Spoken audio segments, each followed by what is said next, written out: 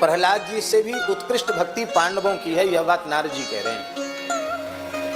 गृहस्थ भक्तों में प्रहलाद जी सर्वोपरि भक्त हैं और उनसे उत्कृष्ट भक्ति नारद जी पांडवों की बता रहे हैं। और विरक्त भक्तों में श्री नारद जी सबसे श्रेष्ठ भक्त हैं। अहो नारद धन्योसी विरक्तानाम शिरोमणि। और नारद जी सप्तम स्कंद की परिसमाप्ति में अपना चरित्र भी सुनाकर फिर पांडवों से कह रहे हैं यूयम नृलोके बत भूरि भागा। इसका तात्पर्य है झाजी कि गृहस्थ भक्तों में सर्वोपरि प्रहलाद जी हैं, उनसे भी अधिक सौभाग्यशाली आप लोग हैं। और विरक्त भक्तों में मुझे लोग सर्वश्रेष्ठ करते हैं, लेकिन मुझसे भी अधिक भाग्यशाली आप लोग हैं। वहां केवल एक प्रहलाद जी के लिए है, यहाँ तो पूरा खानदान भक्त है। युधिष्ठिर भक्त हैं, भीमसेन भक्त हैं, अर्जुन भक्त हैं, नकुल सहदेव भक्त हैं, द्रौपदी का तो कहना ही क्या है। कुंती माता परम भक्ता है, उत्तरा परम भक्ता है। ध्यान दें, महाभारत काल में कुंती और द्रौपदी से भी अधिक भक्ति उत्तरा में है। यद्यपि यह बात बड़ी छिपी हुई बात है, कुंती से भी अधिक भक्ति उत्तरा में है और द्रौपदी से भी अधिक भक्ति उत्तरा में है।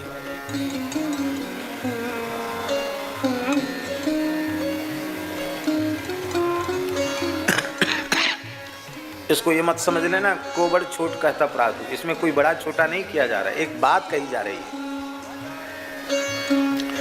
कुंती अपने भाई वसुदेव को भी उल्हाना देती हैं अक्रूर जी के माध्यम से, श्री कृष्ण को भी उल्हाना देती हैं। और भगवान शांति दूत बन के आए हैं तो कहती हैं जाओ विदुला का उपाख्यान सुनाना हमारे पुत्रों को।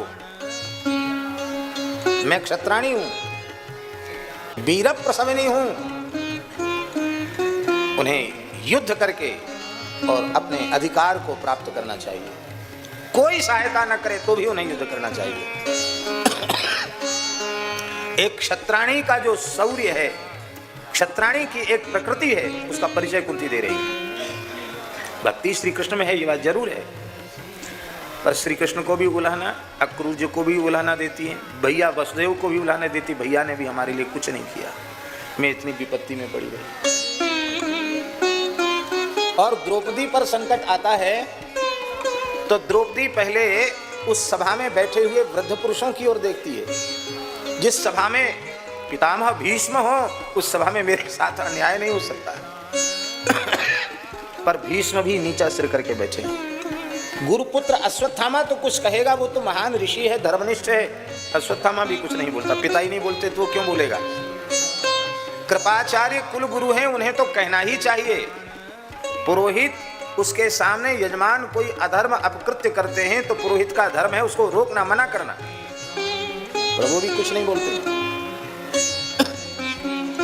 सब ओर से जब निराशा हो जाती है कुंती द्रौपदी को, तो वह अपने वीर 5 पांडवों की ओर देखती है, पर वहां से भी कोई समाधान मिलता नहीं। उस समय कृपाचार्य जी ने धीरे से एक उंगली उठाई, ऐसे एक उंगली उठाई।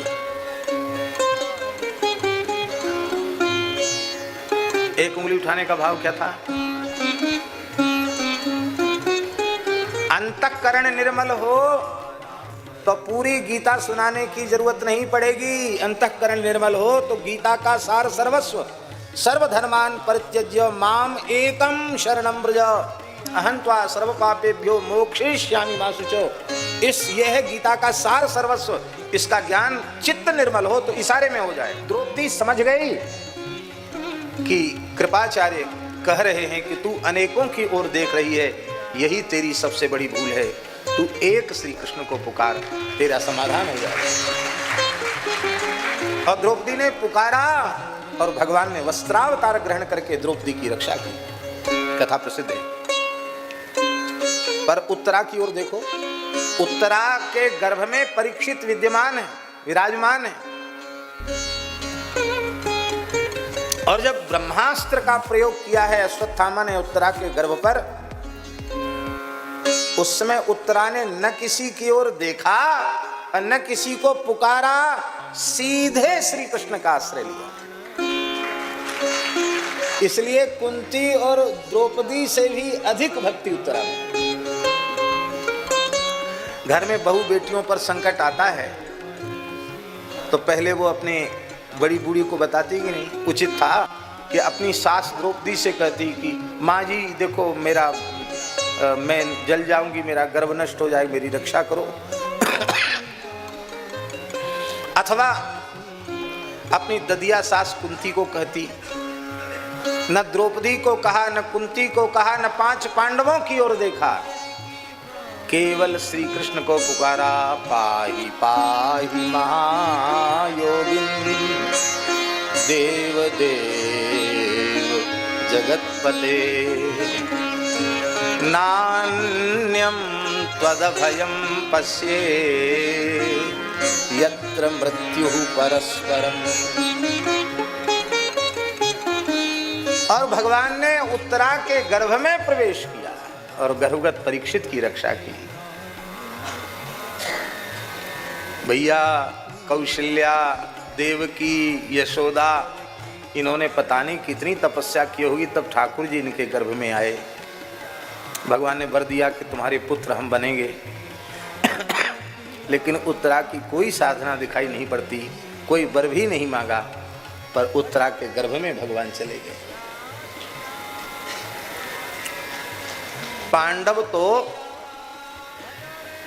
श्री कृष्ण के फुफेरे भाई लगते हैं, पर ईमानदारी से परीक्षित तो उनके सहोदर भ्राता है। ऐसा सहोदरत्व तो और कहां मिलेगा। जिस उदर में परीक्षित हैं उसी उदर में श्री कृष्ण हैं। सृष्टि में सबसे भाग्यशाली भक्त ध्रुव जी 5 वर्ष की अल्प अवस्था में 6 महीने की अल्पावधि में उन्हें प्रत्यक्ष भगवान का दर्शन प्राप्त होता है। पर धन्य है, धन्य है, धन्य है, परीक्षित इतने भाग्यशाली हैं, उन्हें तो गर्भ में ही भगवत साक्षात्कार हो गया।